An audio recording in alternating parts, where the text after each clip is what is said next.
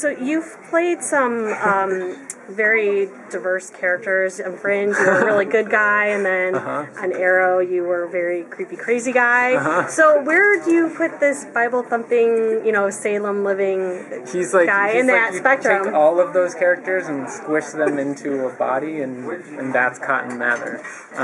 He's exploring all the different sides of himself. I mean, you referenced Arrow and Count Vertigo. I'm so glad I got to do Count Vertigo before this, because Cotton Mather is trying so hard to be a good person, but he has a Count Vertigo inside of him, and he doesn't know what to do with it. He has these primal instincts that just want to come out, and he just wants to have sex and be crazy, but he's a Puritan, and he's charged with, finding witches and killing them, and so he's a very conflicted person.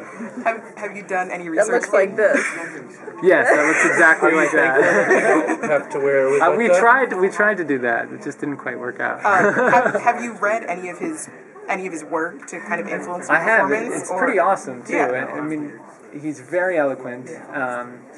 And what's cool about him is he's a theologian and he's a scientist, so he's a bit of a contradiction as well, and we definitely embellish that and have a version of the character that goes to many extremes. But I think to be a scientist during that time was heretical, and so I don't know, it's just that adds to the conflict within himself of having these beliefs in the devil. And the real Cotton Mather, he writes about the devil, and this is a man who believes it, who believes that, there is a creature out there that wants your soul, and, every day is a battle. And, when you really believe that, so deeply in that you're actively involved in a war. What does that do to you? And the pressure, too. I mean, you could just crack under that. I think that combined with a society that was puritanical, that was about repressing so many of our natural instincts, and then taking those and saying, those are all the devil's deeds, or those are all devil feelings, you can't feel those, but then you still feel them, you start to question yourself. And so I think Cotton Mather is tormented by, in this show, he's tormented by hunting down witches, but ultimately feeling like he's hunting himself. Do you think audiences will be conflicted about what they feel about Cotton? Whether they like him, whether they hate him? Yeah, I mean, I think in the pilot you go on that ride of, first hating him and think he's perhaps a flat villain, and then he changes and he's actually a charming lover who's sleeping with a prostitute. Wait a minute, that's not the guy I knew. And then he goes back to being a jerk and a dumbass. And I think he's a character audiences will love to hate and hate to love. What will you said he? But also love to hate to love. You said Cotton has an internal struggle. How does the town see him? They see him as the son of a great man, and so by extension, he is perhaps great, but at the same time, he's a lesser version of his father, and they prefer his father. And that will come into play at some point, and I think we'll meet my father at some point. Who should be a very ominous presence and very powerful and intimidating. And I think you'll see a lot of why Cotton is the way he is as a result of the circumstance he was raised in. And the unfair perceptions of him, of who he is, because he's born an aristocrat, and so there's certain assumptions made about him that he isn't really those things. Can you talk about the different actors you get to work with on this show? Yeah, I mean, one's over there, Shane West, awesome. Everyone is awesome. I'd worked with Janet Montgomery before. We'd done the Gothica pilot together. I don't know if anyone saw that, but it was an ABC show, and it had dealt with monsters and all kinds of stuff.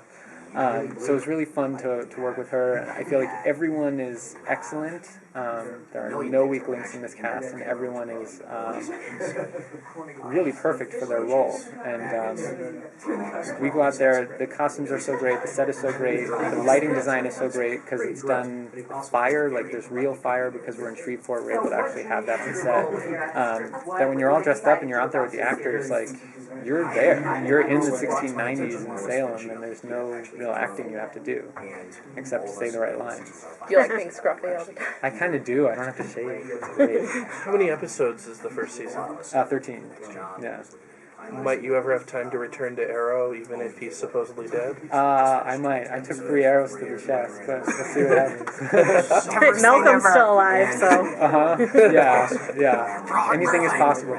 The Mark Guggenheim called me, and he didn't know I had read the script yet, but I had read it and saw that I died, and he was kind of preparing me for the like you died thing, and he was like, no one ever really dies on Arrow, and I was like, you can stop there. I take 3 arrows to the chest, and I fall down like a 20-story building. I think I'm dead. I had a great time. Don't worry about it. And he's like, still, no one's ever really dead on Arrow. And I was like, okay, we'll see.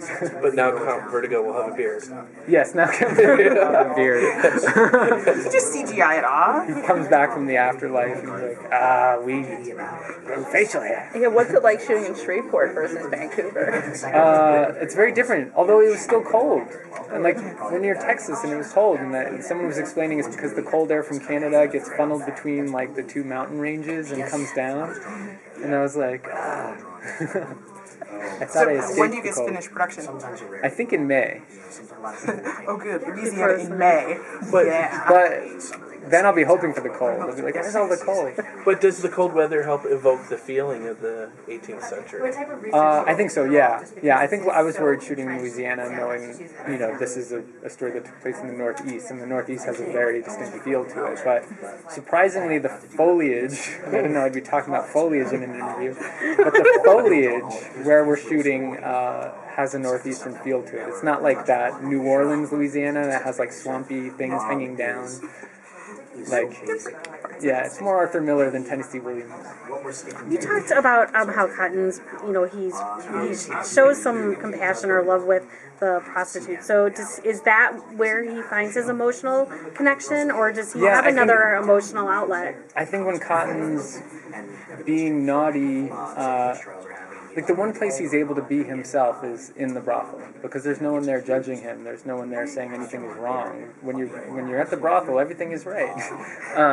So it all feels good, and his whole life he's had to repress what feels good to him, and to have an outlet for that, it's extremely explosive. You'll see this scene where he's first in the brothel. It's creepy. It's intense, because this is a person that's been repressed for so long, like getting out all of these feelings at one time, and it's pretty cool. Okay. Did you see the trailer today? Yeah. Was that the first time you've seen? Second time. They showed it to us once earlier today. Oh, and what was that experience like? It was awesome. We were all the actors high-fived, because like when you do a show, you just don't know how it's going to turn out, and you don't know how it's going to be edited, you don't know how all the pieces are going to come together, and sometimes it could feel really good on the set, and then you watch it and you're like, oh, I guess I was wrong about that. But watching the trailer, like, it looks the way it felt on set. Perhaps it's even better, because when we shot it, it felt amazing. We were all like, okay, we're doing something cool here. I think that's a testament to the writing and everyone involved. This was a straight-to-series order. That's how good the first script was. And because the script is so great, like, everybody rose to the challenge of it. And does it feel great, sort of breaking new ground at WGN America? Yeah, I really like it. I like being a part of a new network.